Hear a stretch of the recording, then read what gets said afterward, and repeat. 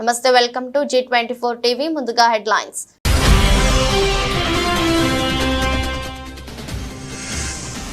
హైడ్రాకి రాష్ట్ర ప్రభుత్వం విశేషాధికారాలు. ఓఆర్ఆర్ లోపలి కోర్ ఏరియా అంతా హైడ్రా పరిధిలోకి తీసుకువస్తూ మంత్రివర్గం నిర్ణయం.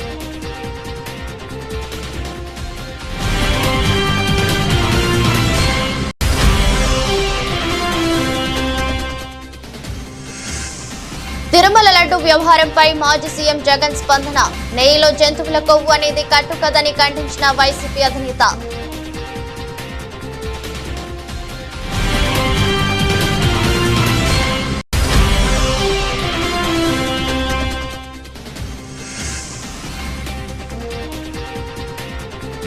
సింగరేణి కార్మికులకు దసరా బోనాన్జా.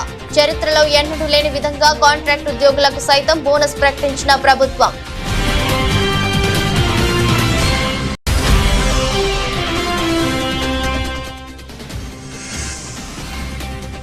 చర్లపల్లి జైలుకు జానీ మాస్టర్. 14 రోజుల రిమాండ్ విధించిన కోర్టు.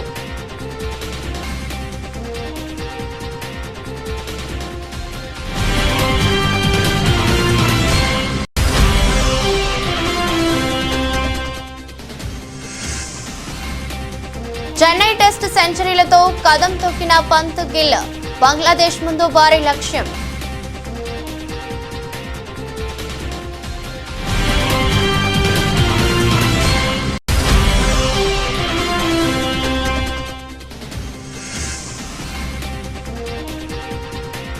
దూసుకుపోయిన స్టాక్ మార్కెట్లో 1359 పాయింట్లు పెరిగిన సెన్సెక్స్.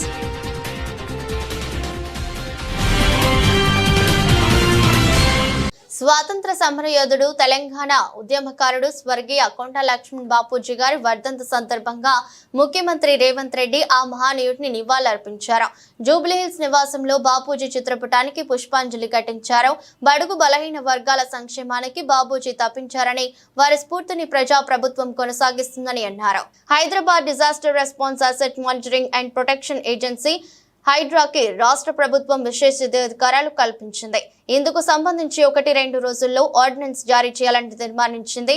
ఔటర్ రింగ్ రోడ్డు లోపల ఉన్న కోర్ ఏరియా మొత్తాన్ని హైడ్రా పరిధిలోకి తెచ్చింది. ఈ ఏరియాలోని 27 మున్సిపాలిటీలు, 51 గ్రామ పంచాయతీలపై వివిధ శాఖల విభాగాలకు ఉన్న అధికారాలు, హక్కులు, స్వేచ్ఛను హైడ్రాకు కల్పిస్తూ రాష్ట్ర కేబినెట్ నిర్ణయం తీసుకుంది. ముఖ్యమంత్రి రేవంత్ రెడ్డి అధ్యక్షతన సచివాలయంలో రాష్ట్ర మంత్రి మండలి సమావేశం జరిగింది. ఈ సమావేశంలో హైడ్రాకు అధికారాలు కల్పించడంతో పాటు అదనంగా అధికారులు, సిబ్బందిని డిప్యూటేషన్ పై ఇవ్వాలని మంత్రివర్గం నిర్ణయించింది. దీంతో పాటు హైదరాబాద్ లోని పొట్టి శ్రీరాములు తెలుగు యూనివర్సిటీ పేరును సురవరం ప్రతాపరెడ్డి యూనివర్సిటీగా మార్చాలని నిర్ణయించారు. కోటిలోని మహిళా యూనివర్సిటీకి వీరనారి చాకలి ఏలమ్మ పేరును, రాష్ట్రంలో కొత్తగా ఏర్పాటు చేసిన Indian institute of handloom and textiles కు కొండా లక్ష్మణ్ బాపూజీ పేరును పెట్టాలని నిర్ణయం తీసుకున్నారు. వీటితో పాటు రాష్ట్రంలో కొత్తగా అనుమతి పొందిన 8 మెడికల్ కాలేజీలకు 3000 పైచిలకు బోధనేతర పోస్టులను మంజూరు చేయాలని, SLBC టెనెల్ నిర్మాణ అంచనా వ్యయాన్ని 4637 కోట్లకు పెంచాలని, సన్న వడ్లకు 500 బోనస్ ను ఈ ఖరీఫ్ సీజన్ నుంచి ఇవ్వాలని, తెల్ల రేషన్ కార్డులను అక్టోబర్ నుంచి జారీ చేయాలని నిర్ణయించారు. కేబినెట్ భేటీలో తీసుకున్న నిర్ణయాలను మంత్రులు పొంగులేటి శ్రీనివాసరెడ్డి, ఉత్తమ్ కుమార్ రెడ్డి, కోమటిరెడ్డి వెంకటరెడ్డి మీడియాకు వివరించారు. హైడ్రా సబ్జెక్ట్ వచ్చి హైడ్రాకి ఒక చట్టబద్ధతని ఈ కేబినెట్ లో కల్పించడం జరిగింది. హైడ్రా ముఖ్య ఉద్దేశం ఏదైతే ఉందో, ఔటర్ రింగ్ రోడ్డుకి ఇన్నర్ లో ఉన్న కోర్ హైదరాబాద్ కి ఈ హైడ్రా అనేది చెరువులు, కుంటలు, ఏవైతే రిజర్వాయర్స్ ఉన్నాయో రిజర్వాయర్లు, నాలాలు, వీటన్నిటికీ FTL బఫర్ జోన్ లో ఏవైతే స్ట్రక్చర్స్ ఉన్నాయో, ఏవైతే గతంలో మున్సిపాలిటీలు, కార్పొరేషన్లు, వివిధ శాఖలకు సంబంధించిన అంశాలన్నిటిలో ఈ హైడ్రా పూర్తిగా వాటికి ఎన్నైతే హక్కులు ఉన్నాయో ఈ హైడ్రాకి ఈనాడు కేబినెట్ లో వాటన్నిటికీ సంబంధించిన అంశాలని హైడ్రాని ఇన్కార్పొరేట్ చేయటం జరిగింది. దీంట్లో ప్రధానంగా ఈ కోర్ అర్బన్ రీజన్ ఏదైతే ఉందో ORR కి ఇన్నర్ సైడ్ ఉన్న దాంట్లో 27 అర్బన్ లోకల్ బాడీస్ ఉన్నాయి. అదే రకంగా రీసెంట్ గా 51 గ్రామ పంచాయతీలను కూడా ఈ ఓఆర్ఆర్ కి ఇన్నర్ సైడ్ ఉన్న వాటిలలో 51 గ్రామ పంచాయతీలను కూడా ఈ కోర్ అర్బన్ దాంట్లో ఇన్కార్పొరేట్ చేశాం. వీటన్నిటికీ ఈ హైడ్రా అన్ని శాఖల్లో ఏ శాఖలకి ఎన్ని పూర్తి స్వేచ్ఛలు ఉన్నాయో ఈ హైడ్రాకు కూడా అదే రకమైన స్వేచ్ఛ ఉండే విధంగా నియమ నిబంధనల్ని సడలించడం జరిగింది. సింగరేణి కార్మికులకు తెలంగాణ ప్రభుత్వం బోనస్ ను ప్రకటించింది. కార్మికులకు 796 కోట్ల బోనస్ ను ఇస్తున్నట్లు తెలిపింది. ఈ మేరకు ఉప ముఖ్యమంత్రి మల్లు భట్టి విక్రమార్క ప్రకటన చేశారు. సింగరేణి కార్మికులకు సంతోషంగా బోనస్ ను ఇస్తున్నట్లు చెప్పారు. సగటున ఒక్కో కార్మికుడికి 1,90,000 రూపాయల బోనస్ ఇస్తున్నట్లు తెలిపారు. గత ఏడాది కంటే ఈసారి ఒక్కో కార్మికుడికి 20,000 అదనంగా ఇస్తున్నామన్నారు. సింగరేణిలో 25,000 మంది కాంట్రాక్టు కార్మికులు ఉన్నారని వెల్లడించారు. కాంట్రాక్టు ఉద్యోగులకు ఒక్కొరికి 5,000 చొప్పున ఇవ్వాలని నిర్ణయించామన్నారు.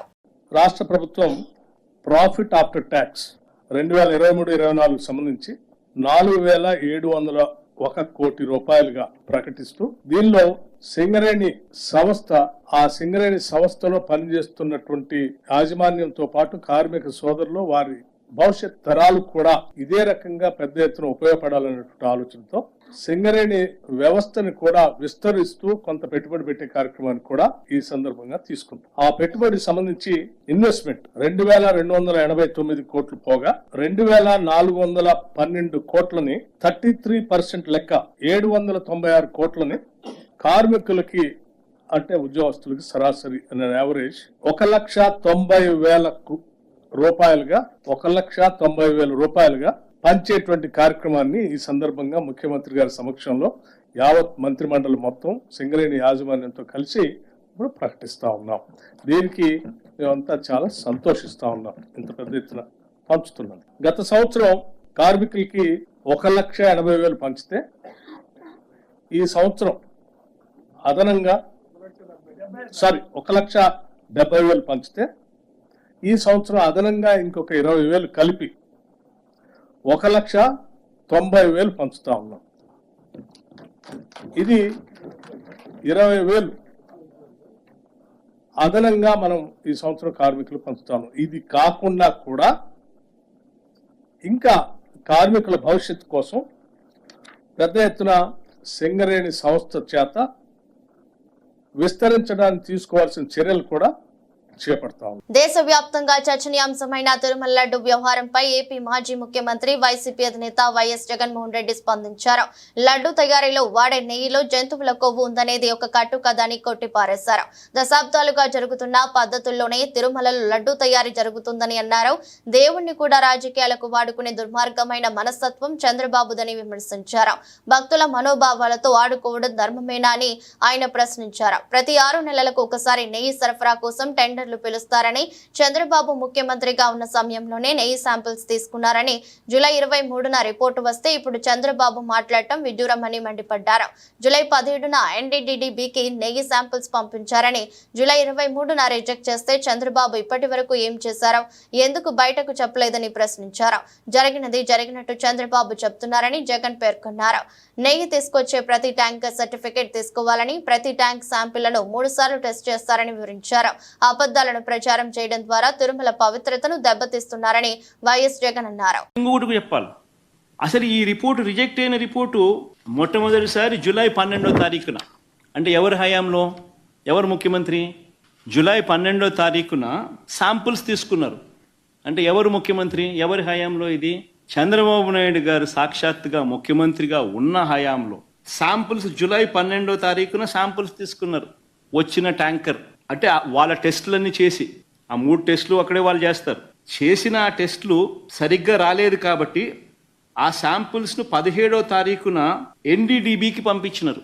నేను ఒకటే అడుగుతా ఉన్నా, జూలై 23వ తారీఖు నుంచి 2 నెలలు చంద్రబాబు నాయుడు ఏం చేస్తా ఉన్నాడు? 2 నెలల తర్వాత ఇప్పుడు చంద్రబాబు నాయుడు గారి 100 రోజుల పరిపాలన మీద అడ్వర్టైజ్మెంట్ ఇచ్చినప్పుడు ప్రజలు సూపర్ 6 ఏమైంది, సూపర్ 7 ఏమైంది అని చెప్పి ప్రజలు చంద్రబాబు నాయుడు నిలదీస్తా ఉన్నప్పుడు టాపిక్ డైవర్ట్ చేసేందుకు జూలై 23వ తారీఖున ఇచ్చిన రిపోర్టును ఇప్పుడు తీసి ఆ రిపోర్టును వక్రభాష్యం చేస్తూ ఆ రిపోర్టులో నుంచి ఈ మనిషి నోటికి వచ్చినట్టుగా ఇష్టం వచ్చినట్టుగా అబద్ధాలు ఆడడం మొదలుపెట్టాడు. నేను చెప్పేది ఒకటే చెప్తా ఉన్నా, ఒక రోబస్ట్ ప్రక్రియ టీటీడీలో ఉంది అని చెప్పడానికి సంతోషపడాలి, గర్వపడాలి. టీటీడీ అన్న దేవాలయం అన్నది, టీటీడీలో తయారయ్యే లడ్డు అన్నది, స్వామివారికి దగ్గర తయారయ్యే ఈ కార్యక్రమం అనేది ప్రసిద్ధి కాంచిన గొప్ప పరిణామం అని చెప్పాలి. ఒక రోబస్ట్ ప్రక్రియ ఉంటే ప్రతి వెహికల్ను సప్లై చేసే ప్రతి వెహికల్ వాళ్ళ సర్టిఫికెట్ తీసుకొని రావడమే కాకుండా టీటీడీ ఆ ప్రతి వెహికల్లో నుంచి 3 శాంపుల్స్ తీసి ఆ శాంపుల్స్ పాస్ అవుతేనే నీకు లోపలికి పోయేదానికి పర్మిషన్ ఇస్తూ టీటీడీలో లడ్లు తయారు చేయడానికి ఉపయోగపెట్టే పరిస్థితి ఉంది అని చెప్పి తెలిసినప్పుడు, ఇంత గొప్ప ప్రాక్టీస్ ఉన్నప్పుడు, ఇంత గొప్ప పరిస్థితి ఉన్నప్పుడు క్రెడిట్ తీసుకోవాల్సింది పోయి మనం ఏం చేస్తా ఉన్నాము, అబద్ధానికి రెక్కలు కడతా ఉన్నాం. ఇవన్నీ శాంపుల్స్, ఇవన్నీ టెస్టుల్లో ఫెయిల్ అయినా కూడా వాడేసినారు, లడ్ల కింద తయారీ చేసేసినారు, భక్తులకు అవి పంచిపెట్టినారు, భక్తులు అలాంటి లడ్లు తిన్నారు అనే ఒక ముఖ్యమంత్రి స్థానంలో ఉన్న వ్యక్తి టీటీడీ వెంకటేశ్వర స్వామి గుడిని అపవిత్రత పాలు చేస్తూ అక్కడ తయారు చేసే ప్రక్రియను అభాస్పాలు చేస్తూ మన గుడిని, మన వెంకటేశ్వర స్వామిని మనం తగ్గించుకుంటున్నాం. పెట్టుబడుల కోసం ఈజ్ ఆఫ్ డూయింగ్ బిజినెస్ కాదు, స్పీడ్ ఆఫ్ డూయింగ్ బిజినెస్ అనే నినాదంతో మా ప్రభుత్వం, మా ముఖ్యమంత్రి పనిచేస్తున్నారన్నారు. ఐఎస్పీ మోడల్లో ఏఐ యూనివర్సిటీ స్థాపనకు తమ ప్రభుత్వం వర్కౌట్ చేస్తుందని, విశాఖ కేంద్రంగా ఐటీ డేటా సెంటర్ ఏఐ పెట్టుబడుల కోసం ప్రయత్నాలు చేస్తున్నామన్నారు. Saying that AI is of course going to change the way we're going to do business, politics or even governance. AI University is something that's very close to our Honorable Chief Minister's heart, and as the HRD Minister, I will deliver on this. This is designed keeping in mind the erstwhile ISB model. So we expect titans of industry to support us in this journey and actually run the institution. So government is good at policy making, giving land, and that's where we want to end our role and let industry run the curriculum, the direction, like how you've done amazingly well with ISB. As a state HRD minister, I'm looking at transforming our entire curriculum from KG to PG. It's very important to educate our children at a very young age, and if you launch them in the right direction, then the sky is the limit. So we are very conscious of that, and that's exactly what I am going to do. As far as IT electronics, yes, Andhra Pradesh has missed the Y2K advantage because we were a combined state, and back then Hyderabad was the singular focus. As far as IT investments, the data center investments, AI investments, our focus area is going to be Visakhapatnam, no second thoughts about it, and we will not miss this bus. So next 6 months you will hear a lot of announcements coming about as far as data centers and the entire AI, harnessing the data center energy through AI. CPM జాతీయ ప్రధాన కార్యదర్శి సీతారాం యేచూరి సంస్కరణ సభలో BRS MLA KTR సంచలన comments చేశారు. సీతారాం యేచూరి గొప్పదనాన్ని కీర్తించారు. ఉద్యమం నుంచి వచ్చిన బిడ్డలుగా యేచూరితో మా బంధం, రక్త సంబంధం అని అన్నారు. నమ్మిన సిద్ధాంత కోసం ఆఖరి వరకు పోరాడిన యేచూరి జీవితం తమలాంటి వారికి ఆదర్శమని పేర్కొన్నారు. ఎప్పుడు కడువ మార్చుతారో తెలియని కాలంలో సీతారాం యేచూరి జీవితం స్ఫూర్తిదాయకమన్నారు. ఫిరాయింపుల కాలంలో పదవుల కోసం కాకుండా సిద్ధాంతం కోసం పనిచేసిన గొప్ప నాయకుడు సీతారాం యేచూరి అని కీర్తించారు. తిట్లు, బూతులు చెలామణి అవుతున్న ప్రస్తుత రాజకీయాల్లో యేచూరి రాజకీయం జీవితం ప్రతి ఒక్కరికి స్ఫూర్తిదాయకమన్నారు. కామ్రేడ్ సీతారాం గారికి మరొకసారి మా పార్టీ తరఫున కూడా హృదయపూర్వకంగా, వినమ్రంగా వారికి జోహార్లు అర్పిస్తూ, పదవుల చుట్టూ పరిభ్రమించే ఈనాటి రాజకీయాల్లో మరి స్థిరంగా సిద్ధాంతం చుట్టూ నిలబడ్డ నిబద్ధత ఉన్న నాయకుడు గౌరవనీయులు శ్రీ సీతారాం యేచూరి గారు. ఎప్పుడు ఏ కండువా మారుస్తారో తెలియని ఫిరాయింపుల ఈ కాలంలో కడదాకా కమ్యూనిస్టుగా బతికిన ఆదర్శ నేత, ఢిల్లీలో వెలిగిన అసలైన హైదరాబాదీ బిడ్డ యేచూరి గారు. హైదరాబాదీ బిడ్డ అని ఎందుకంటున్నా అంటే, మాకు కూడా పూర్వాశ్రమంలో కొంత కనెక్షన్ ఉంది. అదేమంటే, వారు చదువుకున్నది ఆల్ సెయింట్స్ స్కూల్లో, నేను చదువుకున్నది దాని పక్కనే రోడ్ యువతల గ్రామర్ స్కూల్లో. అదేవిధంగా వారు తర్వాత నిజాం కాలేజీలో గ్రాడ్యుయేషన్ చేశారు. నేను కూడా కొద్ది కాలం తర్వాత నేను కూడా అక్కడే చేస్తున్నాను. కాబట్టి అందుకే హైదరాబాద్ బిడ్డ అనే మాట వాడతాం. ఓట్ల రాజకీయం వేరు, ప్రజల రాజకీయం వేరు, మేము ఓట్ల రాజకీయంలో వెనుకబడ్డా ప్రజల కోసం జరిగే పోరాటంలో మాత్రం ముందున్నాం, ప్రజల మనసులో ఉన్నామని ఆయన ఒకసారి చెప్పిన మాట నాకు బాగా గుర్తున్న మాట. నాయకులుగా, పాలకులుగా ఉండి పోరాటాలంటే తెలియని వారు ఎందరో ఉండొచ్చు. ప్రజలంటే కేవలం ఓటు బ్యాంకులుగా మాత్రమే చూసేవారు ఇంకెందరో ఉన్నారు. కానీ ఉన్నత చదువులు చదువుకున్న ఒక కుటుంబంలో, స్వయాన మేనమామగా ఒక ఐఏఎస్ ఆఫీసర్గా ఉన్న ఒక కుటుంబంలో పుట్టి అణగారిన వర్గాల కోసం ప్రశ్నించే గొంతుకగా ఎదిగిన వ్యక్తిత్వం చాలా గొప్ప విషయం అని చెప్పక తప్పదు.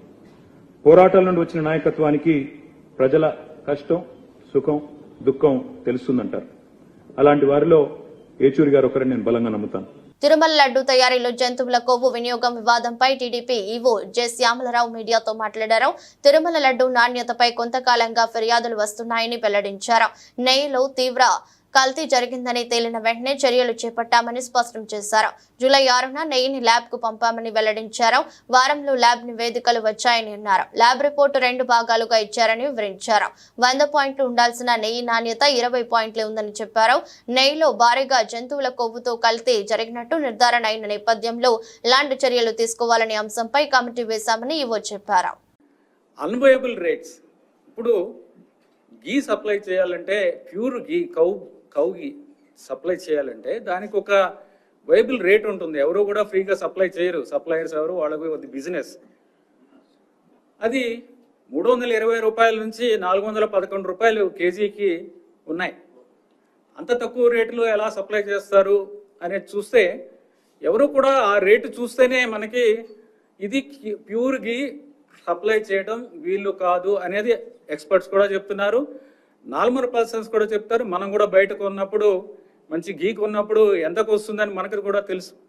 బయట ఎంత రేటుకి మనము ఎంత రేటు పెట్టాల్సి వస్తుంది క్వాలిటీ గీ కొనుక్కోవాలంటే మనకు కూడా తెలుసు.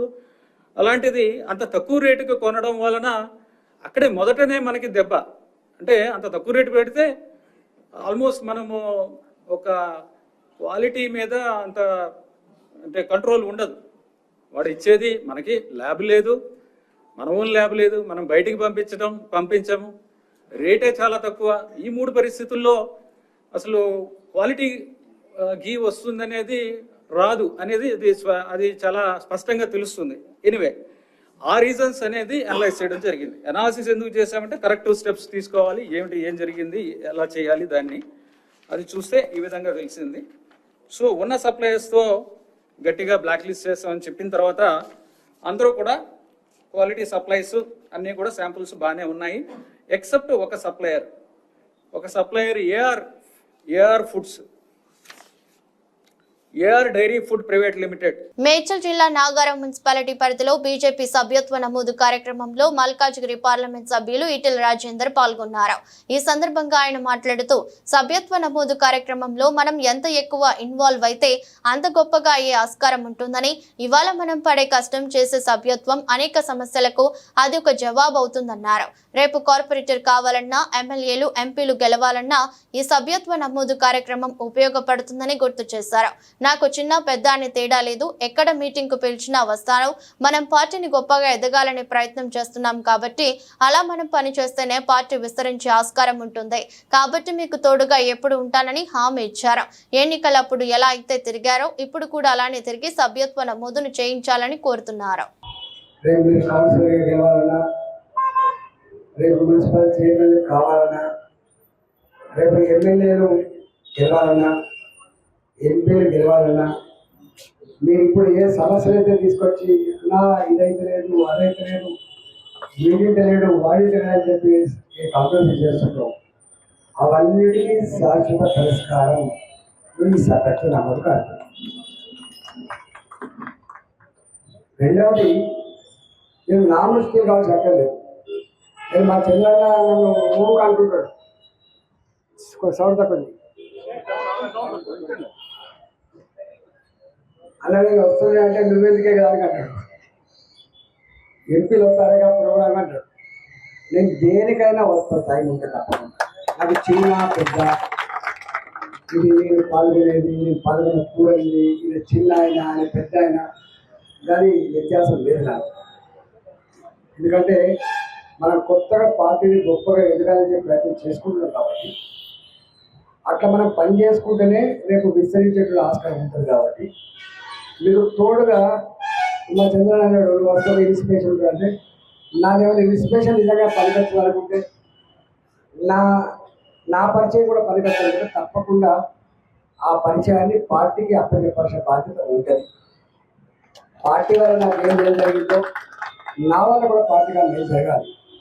కానీ అట్లయితేనే ముందుకు పోతుంది తప్ప లేకపోతే కేవలం పార్టీ మీద డిపెండ్ కావడం లేకపోతే కేవలం నాకు డిపెండ్ అయ్యేది లేదు.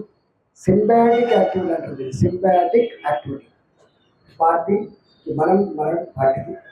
కాబట్టి దయచేసి ఇవాళ నేను అన్నాడు వర్షం పడుతుంది జనం ఉంటారో 50 మందిగా పర్వాలేదు వస్తా అని చెప్పి 50 మంది. సింగరేణి కార్మికులకు తెలంగాణ సర్కార్ గుడ్ న్యూస్ చెప్పింది. భారీగా దసరా బోనస్ ప్రకటించింది. చరిత్రలో ఎన్నడూ లేని విధంగా కాంట్రాక్ట్ ఉద్యోగులకు సైతం బోనస్ ప్రకటించింది ప్రభుత్వం. శుక్రవారం నాడు ముఖ్యమంత్రి రేవంత్ రెడ్డి, ఉప ముఖ్యమంత్రి బట్టి విక్రమార్క సంయుక్తంగా మీడియా సమావేశం నిర్వహించి సింగరేణి కార్మికులకు బోనస్ ఇస్తున్నట్లు ప్రకటించారు. ఈ సందర్భంగా మాట్లాడిన సీఎం, డిప్యూటీ సీఎం ఒక్కో సింగరేణి కార్మికుడికి 1.9 లక్షలు బోనస్ ఇస్తున్నట్లు ప్రకటించారు.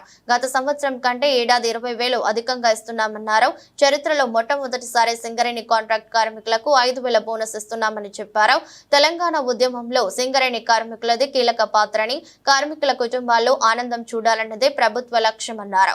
కార్మికులకు మొత్తంగా 796 కోట్లు బోనస్ గా ప్రకటిస్తున్నామని చెప్పారు. 2023-24 ఏడాదిలో సింగరేణి లాభాలు 4,701 కోట్లు అని వెల్లడించిన డిప్యూటీ సీఎం బట్టి విక్రమార్క సింగరేణి లాభాల్లో వాటాను దసరా బోనస్ గా కార్మికులకు ఇస్తున్నామని చెప్పారు. రాష్ట్రానికి సింగరేణి తలమానికమని డిప్యూటీ సీఎం బట్టి విక్రమార్క పేర్కొన్నారు.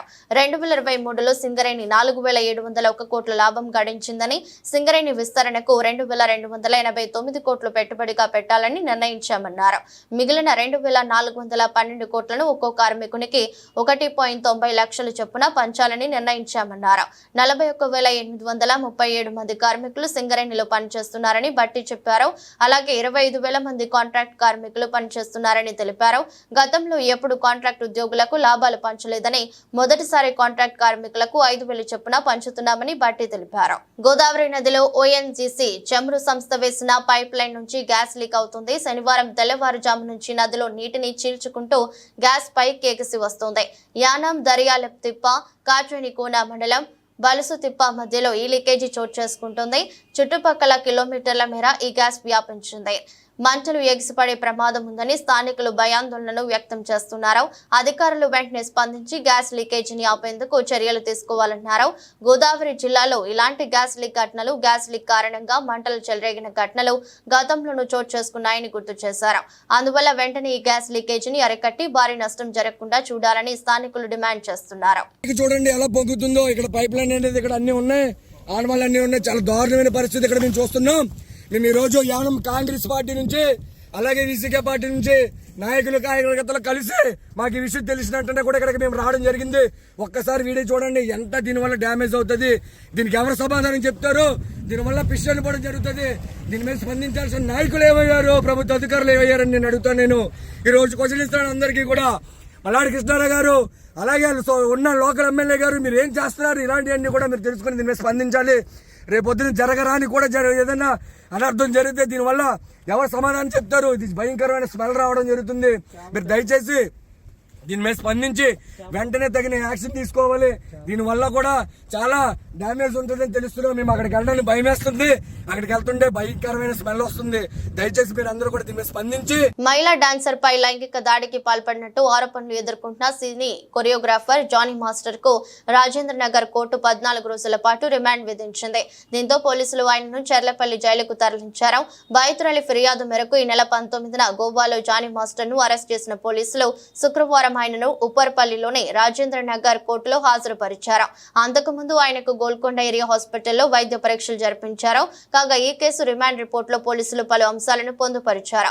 నిందితుడు గత 4 ఏళ్ల నుండి బాధితురాలపై లైంగిక దాడులకు పాల్పడుతున్నాడని, 2020లో తొలిసారి ముంబైలో లైంగిక దాడికి పాల్పడినప్పుడు బాధితురాలి వయస్సు 16 సంవత్సరాలేనని ఆ రిపోర్ట్ లో పేర్కొన్నారు. జానీ మాస్టర్ భార్య కూడా బాధితురాలిని బెదిరించిందని, ఈ కేసులో జానీ మాస్టర్ తన నేరాన్ని అంగీకరించాడని తెలిపారు.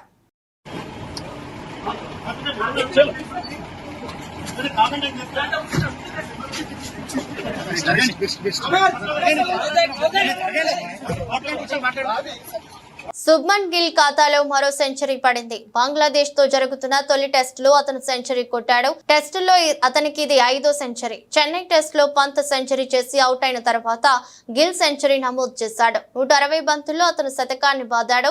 రెండో ఇన్నింగ్స్ లో భారత్ 4 వికెట్లు కోల్పి 287 రన్స్ చేసిన తర్వాత డిక్లేర్ చేసింది. దీంతో భారత్ కు 514 పరుగుల ఆధిక్యం లభించింది. 2.5 రోజుల్లో బంగ్లాదేశ్ గెలుపు కోసం 515 రన్స్ చేయాల్సి ఉంటుంది.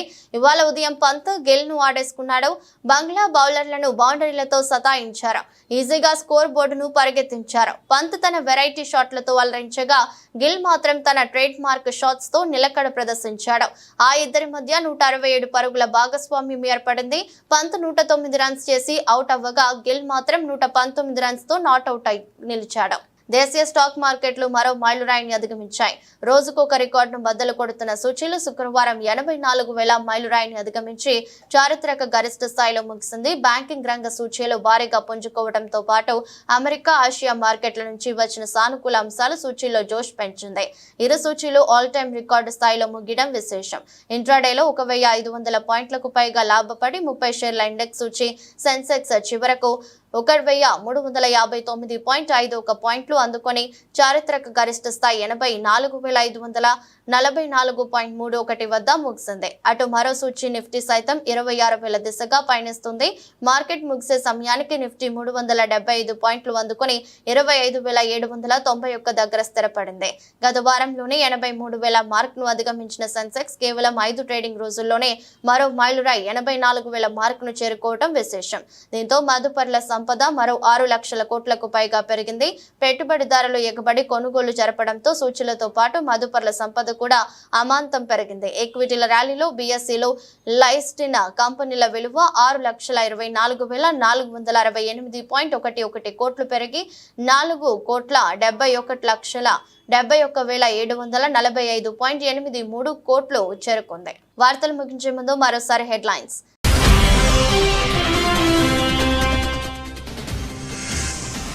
హైడ్రాకి రాష్ట్ర ప్రభుత్వం విశేషాధికారాలు. ఓఆర్ఆర్ లోపలి కోర్ ఏరియా అంతా హైడ్రా పరిధిలోకి తీసుకువస్తూ మంత్రివర్గం నిర్ణయం.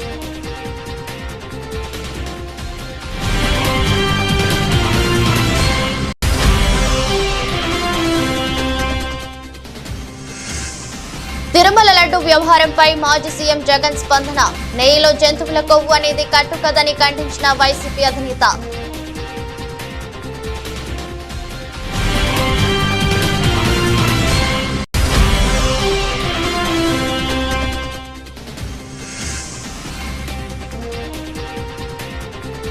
సింగరేణి కార్మికులకు దసరా బోనాంజా. చరిత్రలో ఎన్నడూ లేని విధంగా కాంట్రాక్ట్ ఉద్యోగులకు సైతం బోనస్ ప్రకటించిన ప్రభుత్వం.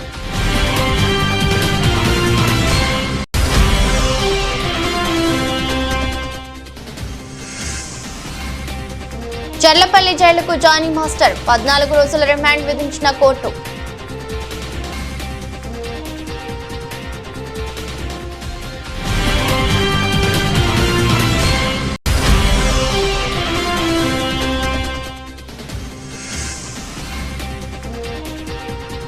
చెన్నై టెస్ట్ సెంచరీలతో కదం తొక్కిన పంత్ గిల్. బంగ్లాదేశ్ ముందు భారీ లక్ష్యం.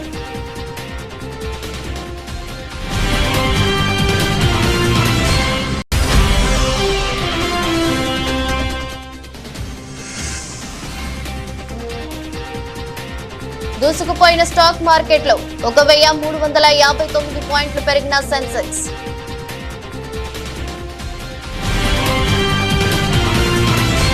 ఇది బులెటిన్. మరో బులెటిన్లో మళ్ళీ కలుద్దాం. అంతవరకు సెలవు. నమస్కారం.